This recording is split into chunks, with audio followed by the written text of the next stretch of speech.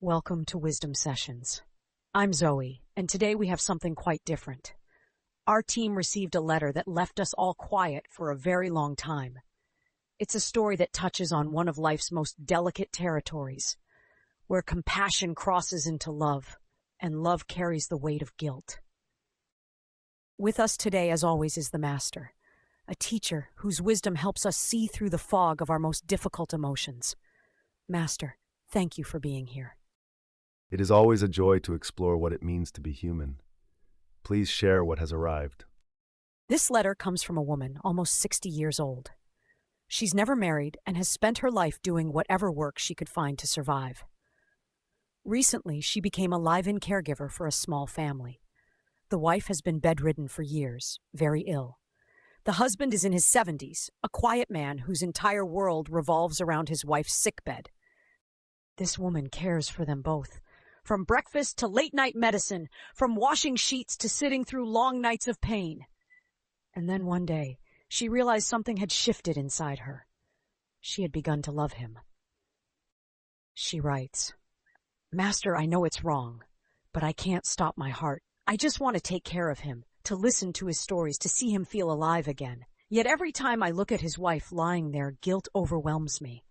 Master, what should I do? Should I stay or should I leave?"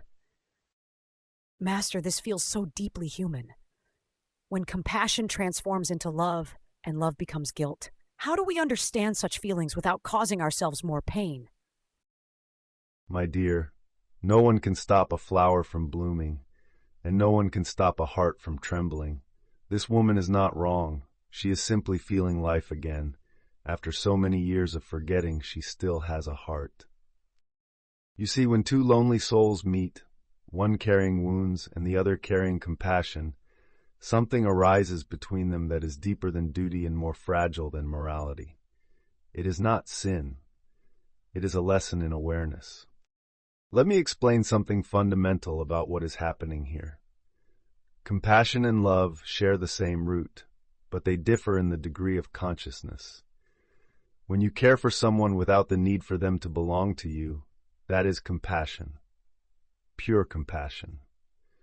But when you start to fear losing them, when you begin to need their presence, your compassion has transformed into attachment. This woman cares for the old man deeply. I do not question that. But beneath that care hides something subtler, something she must see. There is a fear of being forgotten, a fear of returning to invisibility. For 60 years, perhaps she has felt unseen. And now, finally, someone sees her.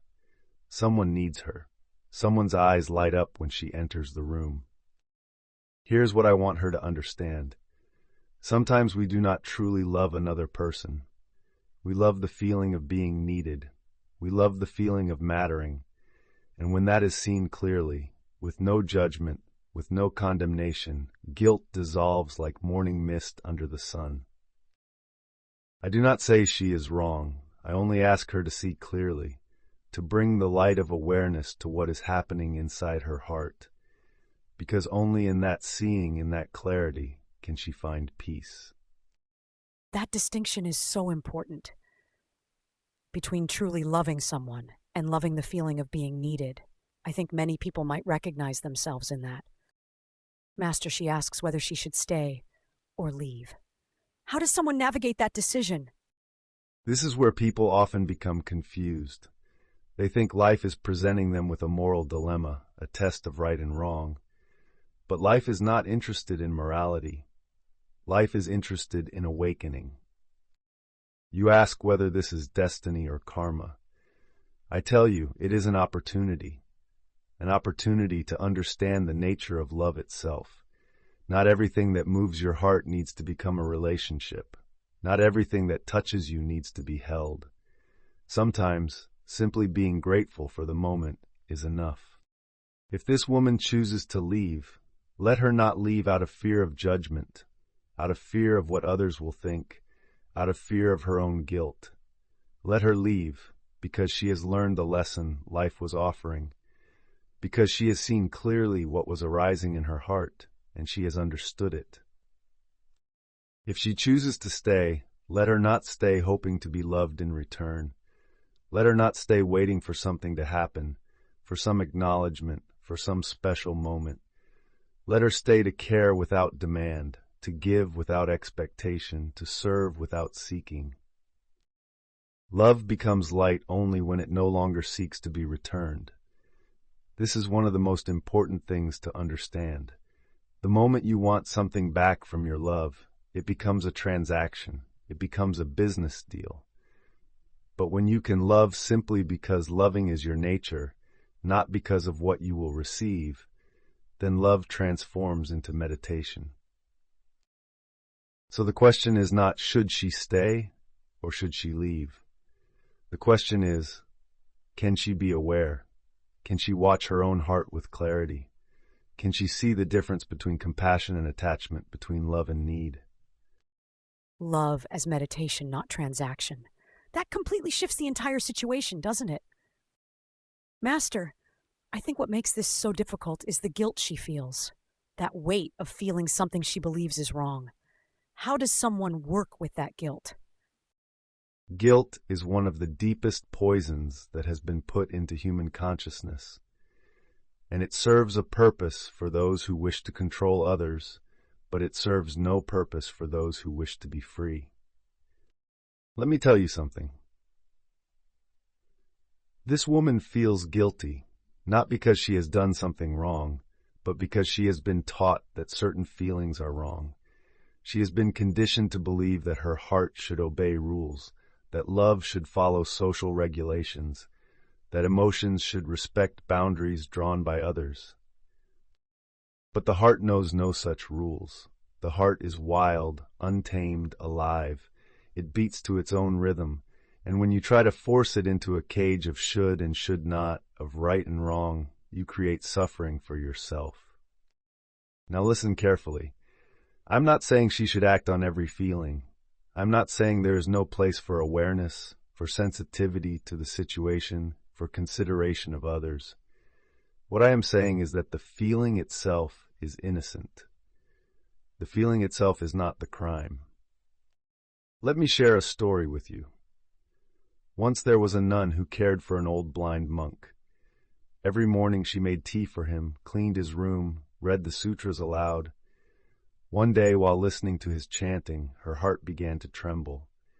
Something stirred inside her that had been dormant for years. She knelt before him and said, "Teacher, forgive me. I am no longer pure. My heart has begun to feel." The old monk smiled. He reached out and touched her head gently. "Do not apologize," he said.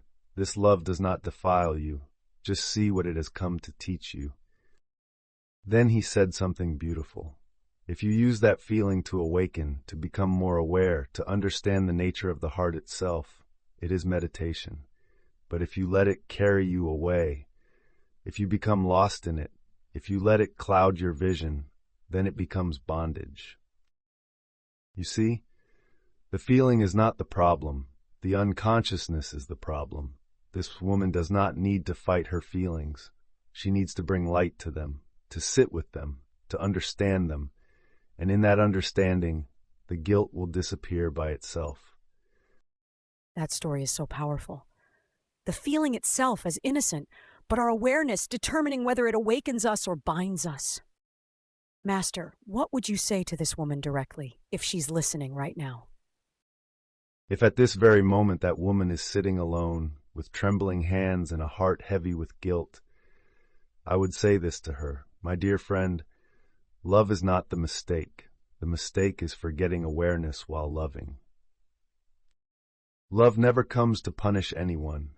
It comes to soften what has turned rigid inside us. It comes to break open what has been closed. It comes to remind us that we are still alive, still capable of feeling, still tender beneath all the armor we have built. Allow your feelings to teach you how to love with purity. Do not fear your own tenderness. Do not run from your own heart, but also do not try to possess what you feel.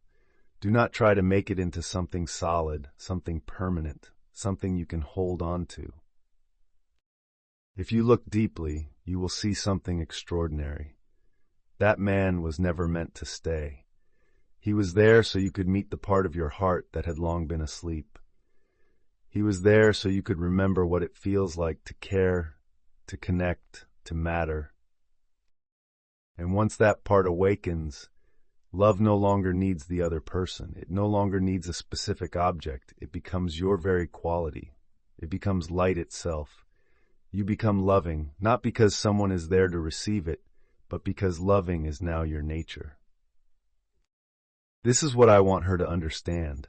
Right now she thinks she loves him, but what is really happening is that life is teaching her how to love, how to open her heart, how to be vulnerable again, and for that lesson she should be grateful, deeply grateful.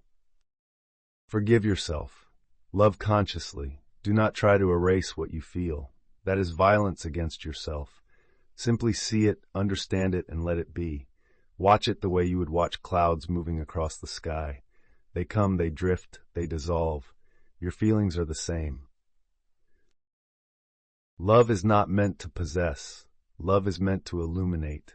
And when love turns into light, when it becomes a quality of your being rather than a need for someone else, every shadow within you quietly disappears.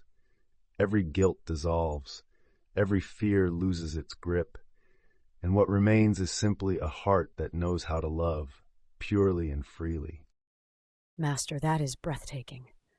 The idea that this entire situation, as painful as it is, might be life teaching her how to love itself, not just to love one person.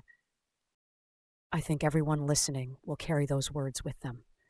Thank you. Before we close, Master, is there anything else you'd like to offer, not just to this woman, but to anyone who finds themselves loving in complicated circumstances? Yes. I want to say something very simple but very essential. Whenever you find yourself in a situation where love brings confusion, where the heart pulls you in one direction and the mind in another, where you feel torn between what you feel and what you think you should feel, remember this.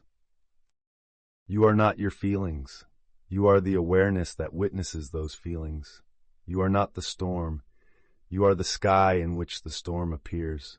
And the sky is never disturbed by the storm. It simply watches, vast and undisturbed. So watch your love, watch your guilt, watch your confusion. Watch it all with compassion, with gentleness, without judgment. And in that watching, you will find a peace that no outer circumstance can touch, a clarity that needs no one else's approval, a love that belongs to no one and everyone. Thank you, Master. To everyone watching, if this conversation touched something in you, please subscribe to our channel, leave a comment sharing your thoughts, and turn on notifications so you never miss these sessions. These teachings are here to help us all navigate the beautiful, complicated territory of being human. Until next time, may you love with awareness, and may awareness bring you peace. And remember, love is not a mistake. Unconsciousness is the mistake. Be aware, and you will be free.